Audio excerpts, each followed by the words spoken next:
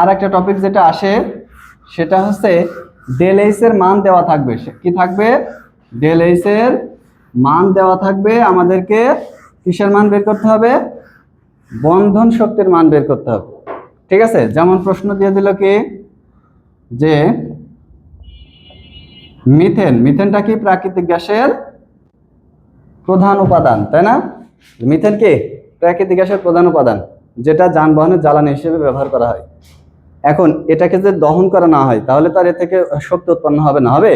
তার মানে মিথেনকে কি করা হয়? ইঞ্জিনের মধ্যে এটা দহন হয়, বা এটাকে বায়ুর অক্সিজেনের উপস্থিতিতে এটা যখন দহন হয় তখন তা থেকে শক্তি উৎপন্ন হয়, সেই শক্তিটা ইঞ্জিনের চালিকা শক্তি হিসেবে ব্যবহৃত হয়। ঠিক আছে, এখন এই বিক্রিয়ায় আমাদের কি কি উৎপন্ন হবে বলা হচ্ছে, দেখো এটা কিন্তু একটা হাইড্রোকার্বন।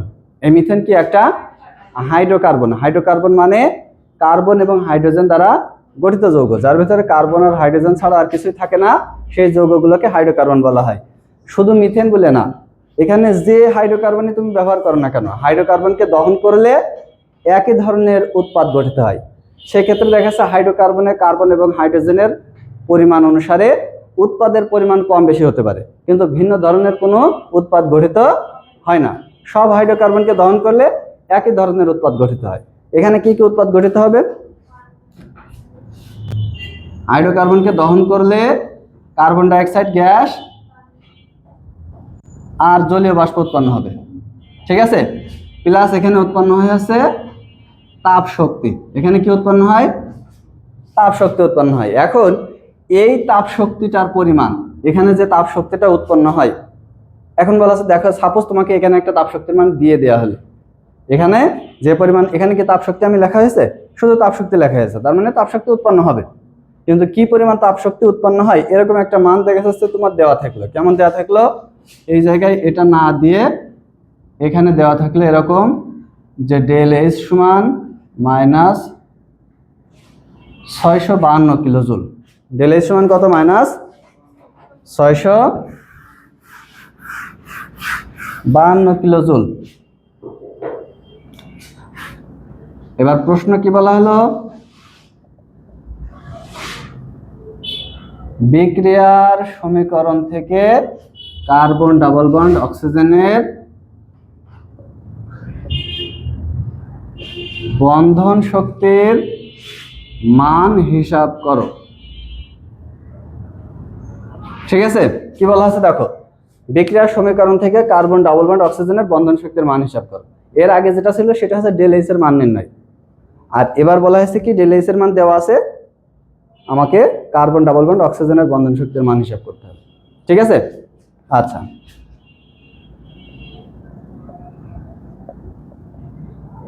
সমাধান অংশে আমরা কি লিখব?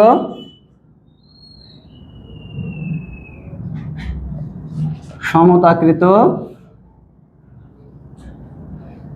বিক্রিয়ার সমীকরণটি নিম্নরূপ। ঠিক আছে, সমতাকৃত অর্থাৎ আমাকে বিক্রিয়া অবশ্যই কি করতে হবে? সমতা করতে হবে না? তাহলে সমতাকৃত লিখতে পারি, অথবা বিক্রিয়ার সমীকরণটি বন্ধন অনুসারে বিক্রিয়ার সমীকরণটি নিম্নরূপ লিখে নিয়ে আমি সমতা করতে পারি। যাই হোক, আমাকে এই বিক্রিয়ার সমীকরণটা প্রথমে কি করতে হবে? সমতা করতে হবে। CH4 প্লাস O2 বিক্রিয়া করে কি উৎপন্ন করেছে? কার্বন ডাইঅক্সাইড গ্যাস প্লাস জলীয় বাষ্প। এখানে আর ডেল এইচ এর মান লেখার প্রয়োজন নেই, এটা তো প্রশ্নের অংশ। ঠিক আছে, এখন এই বিক্রিয়ায় দেখো, এই বিক্রিয়ায় কি সমতা আছে? তাহলে সমতা না থাকলে অবশ্যই কি করতে হবে? সমতা করে নিতে হবে। তাহলে দেখতে হবে কি যে বিক্রিয়ক বা উৎপাদনাংশে কোনটির পরিমাণ কমে গিয়েছে অথবা বেড়ে গেছে। তাহলে এখানে অক্সিজেন 2টা ছিল, অক্সিজেন 2 আর 3টা আছে। এখানে হাইড্রোজেন 4টা ছিল, এখানে 2টা আছে। সুতরাং এই জায়গায় যদি আমি 2 গুণ করি তাহলে হাইড্রোজেন কয়টা হয়ে যাচ্ছে? 4টা হয়ে যাচ্ছে। এখন হাইড্রোজেন 4টা করতে যাই অক্সিজেন এখানে 2টা আর এখানে 2টা, মোট অক্সিজেন হয়ে গেছে 4টা। তাহলে এখানে আবার 2 দিলাম, তাহলে অক্সিজেন কয়টা হয়ে গেল? 4টা হয়ে গেল। কার্বন একটা ছিল, একটা ছিল।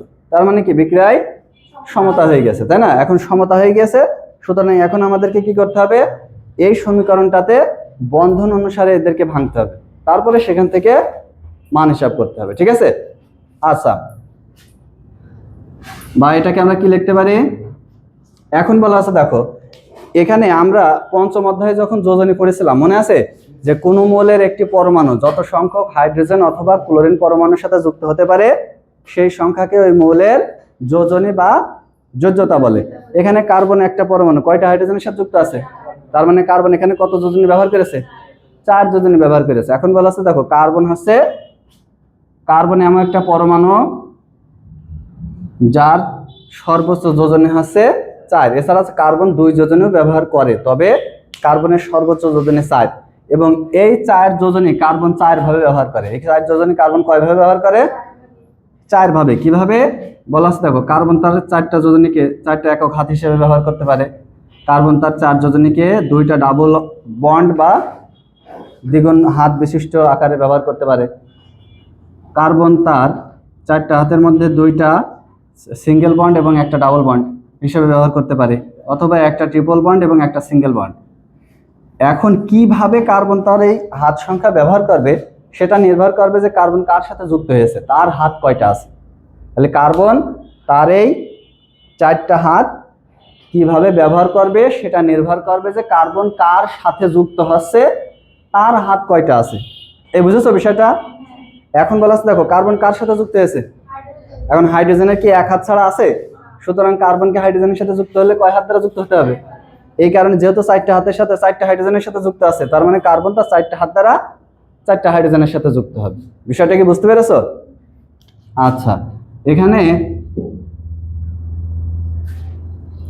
4টা হাত দ্বারা যুক্ত আছে, ঠিক আছে? এই বুঝেছো? এটা বুঝেছো? এরপরে বলা হচ্ছে দেখো, অক্সিজেনের যোজনী কত? অক্সিজেনের যোজনী কত? 2 না? তার মানে অক্সিজেনের হাত সংখ্যা কয়টা? 2টা। সুতরাং 2টা অক্সিজেন পরস্পরের সাথে 2 হাত দ্বারা যুক্ত থাকবে, আর এর সামনে একটা 2 ছিল, এটা হচ্ছে সেই 2, ঠিক আছে? এরপরে বলা হচ্ছে দেখো, এখানে অক্সিজেন কয়টা কার্বনের সাথে যুক্ত হয়েছে? কার্বন কয়টা অক্সিজেনের সাথে যুক্ত হয়েছে? 2টার সাথে, তাই না? এখন এই যে কার্বনের যোজনী কত? 4 না? আর অক্সিজেনের যোজনী কত? 2। তার মানে অক্সিজেনকে 2 হাতের বেশি ব্যবহার করার সুযোগ আছে, কিন্তু কার্বন কত ব্যবহার করতে পারে? কিন্তু কার্বন যেহেতু অক্সিজেনের সাথে যুক্ত হয়েছে, তাই কার্বন কার সাথে যুক্ত হয়েছে সেই অনুসারে তার হাত ব্যবহার করবে। তার মানে কার্বনকে অক্সিজেনের সাথে যুক্ত হতে হলে এখানে কয় হাত দ্বারা যুক্ত হতে হবে? এবং প্রশ্নে আমাদেরকে দেওয়াও আছে যে কার্বন ডাবল বন্ড অক্সিজেনের বন্ধন শক্তির মান হিসাব করার কথা। সুতরাং এখানে আমরা কিভাবে এটা ভাঙবো? এই কার্বন একটা দ্বিবন্ধন দ্বারা একটা অক্সিজেনের সাথে, আর একটা দ্বিবন্ধন দ্বারা আর একটা অক্সিজেনের সাথে। তার মানে কার্বন অক্সিজেনের সাথে 2 হাত দ্বারা, অক্সিজেনও কার্বনের সাথে 2 হাত দ্বারা যুক্ত। এই অক্সিজেন কার্বনের সাথে 2 হাত দ্বারা যুক্ত, এই কার্বনে অক্সিজেনের সাথে 2 হাত দ্বারা যুক্ত। তার মানে কার্বনের 4 হাত ব্যবহার হয়ে গেছে, অক্সিজেনেরও 2 হাতের ব্যবহার হয়ে গেছে। এবার বন্ধন অনুসারে এদের গঠনটা লেখা হয়ে গেল, ঠিক আছে? আচ্ছা, এরপরে কি রয়েছে? অক্সিজেনের সাথে হাইড্রোজেন যুক্ত, তাই না? তাহলে আমরা জানি যে কোনো মৌলের একটি পরমাণু যত সংখ্যক হাইড্রোজেন অথবা ক্লোরিন পরমাণুর সাথে যুক্ত হতে পারে সেই সংখ্যাকে ওই মৌলের যোজনী বা যোজ্যতা বলে। তাহলে অক্সিজেনের একটা পরমাণু কয়টা হাইড্রোজেনের সাথে যুক্ত আছে? এখন বলা হচ্ছে যে হাইড্রোজেনের যোজনী আমরা জানি হচ্ছে 2, তাই না? কিন্তু অক্সিজেনের যোজনী হচ্ছে 2। এখন অক্সিজেন যেহেতু হাইড্রোজেনের সাথে যুক্ত হয়েছে, হাইড্রোজেনের তো 1 হাতের বেশি নেই, আছে? তার মানে অক্সিজেনকে হাইড্রোজেনের সাথে কয় হাত দ্বারা যুক্ত হতে হবে? 2 অক্সিজেনের সাথে 2 হাইড্রোজেনের সাথে একটা একটা করে 2 হাত দ্বারা যুক্ত হতে হবে। তাহলে সেক্ষেত্রে এই জায়গায় যে বন্ধনটা হবে সেটা হচ্ছে এই যে এরকম, কারণ পানির অণুর গঠনটা দেখতে অনেকটা ত্রিভুজ আকৃতির হয়। পানির অণুর গঠনটা কিসের মতো? এর আগে যেমন আমরা অ্যামোনিয়ার সংকেত লিখলাম, ওটা দেখতে কেমন ছিল? ওইটা দেখতে পিরামিডের মতো ছিল। আর এই পানির অণুর গঠনটা দেখতে হচ্ছে ত্রিভুজ আকৃতির হয়ে থাকে, বোঝা গেছে? আচ্ছা, এখন এই জায়গায় দেখো, কার্বন অক্সিজেনের সাথে এরকম বন্ধন কয়টা আছে? 4টা আছে না? তাহলে এখানে কার্বন বন্ড অক্সিজেন 4টা, ঠিক আছে? এরপরে 2 অক্সিজেন ডাবল বন্ড অক্সিজেন। এখানে দেখো অক্সিজেনের সাথে এই যে বন্ধন কয়টা আছে? একটা আর এই একটা, 2টা না? তাহলে 2 carbon double bond oxygen plus 2 এখানে দেখো অক্সিজেন হাইড্রোজেনের সাথে কয়টা আছে? তাহলে 2 অক্সিজেন বন্ড হাইড্রোজেন। তাহলে অক্সিজেন বন্ড হাইড্রোজেন কয়টা আছে? 2টা আছে না? এটা হচ্ছে সেই 2, আর যে আগে যে 2 ছিল এটা হচ্ছে সেই 2, ঠিক আছে? তাহলে বন্ধন অনুসারে আমরা সমীকরণ লিখে ফেললাম। এখন আমাদেরকে কি করতে হবে? এই বন্ধন শক্তিগুলোর মান এখানে বসে হিসাব করতে হবে। বোঝো না এই ব্যাপারটা? আচ্ছা, এরপরে 4 গুণিত 414 প্লাস 2 অক্সিজেন বন্ধন শক্তির মান 498, তাই তো? 2 into carbon double bond oxygen. এখানে যেহেতু এটার বন্ধন শক্তির মান আমাদেরকে হিসাব করতে হবে, তাই এখানে কোনো মান না বসিয়ে এটাকে এভাবে এখানে রেখে দেবো। ঠিক আছে? আচ্ছা, এরপরে এখানে 4 গুণিত 464, অর্থাৎ অক্সিজেন হাইড্রোজেন বন্ধন শক্তির মান 464, অক্সিজেন ডাবল বন্ড অক্সিজেনের বন্ধন শক্তির মান 498, আর কার্বন হাইড্রোজেন বন্ধন শক্তির মান 414। ঠিক আছে? হিসাব করলে কত হবে?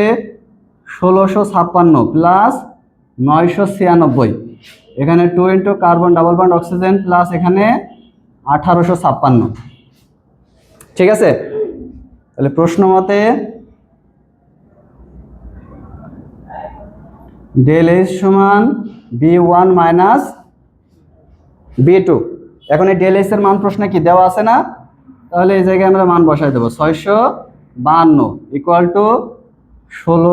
এই দুইটা যদি যোগ করি তাহলে টোটাল কত মান আসবে? 16 নয় কত? 2652 আসবে, তাই না? 2652, এই যে এই দুইটা যোগফল কত? 2652 মাইনাস এখানে বলা হচ্ছে কি দেখো 2 into carbon double bond oxygen plus 1856, এটা দেওয়া আছে না? এই যে এইটা, এই পুরো অংশটা কি? এই পুরো অংশটা হচ্ছে B2। এই পুরো অংশটা কি B2 না? এই পাশের এগুলো মুছে দিলাম। এখন এই মানটাকে যদি আমরা হিসাব করি তাহলে এখানে আসবে মাইনাস 652 ইকুয়াল টু 2652, তাই তো? আর এরপরে এই জায়গায় কত? 2652 তো আসছে, হিসাব করে সেটা 2 into carbon double bond oxygen. দেখো এখানে কিছু নেই মানে কি আছে? প্লাস আছে না? প্লাস মাইনাসে মাইনাস, আর এই মাইনাসের সাথে এই প্লাস গুণ করলে আবার কি হবে? মাইনাস 1856।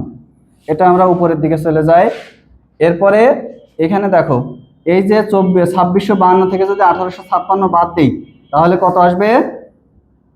এটা থেকে কত আসবে?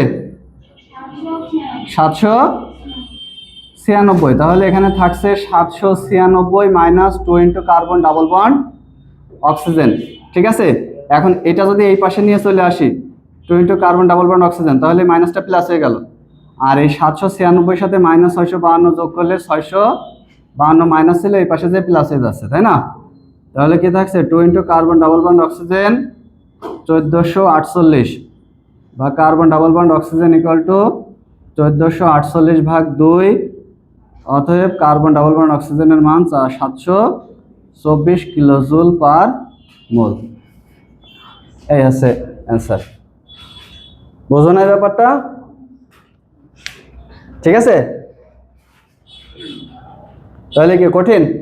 তাহলে এইভাবে কি থাকবে? হয় তোমাকে ডেল এইচ এর মান দেওয়া থাকবে, বন্ধন শক্তির মান হিসাব করতে হবে, আর না হয় এই বন্ধন শক্তির মানগুলো দেওয়া থাকবে, ডেল এইচ এর মান নির্ণয় করতে হবে। এই দুইভাবে এখান থেকে এই প্রশ্নটা হয়, এবং এটা এই অধ্যায়ের অত্যন্ত গুরুত্বপূর্ণ একটা প্রশ্ন।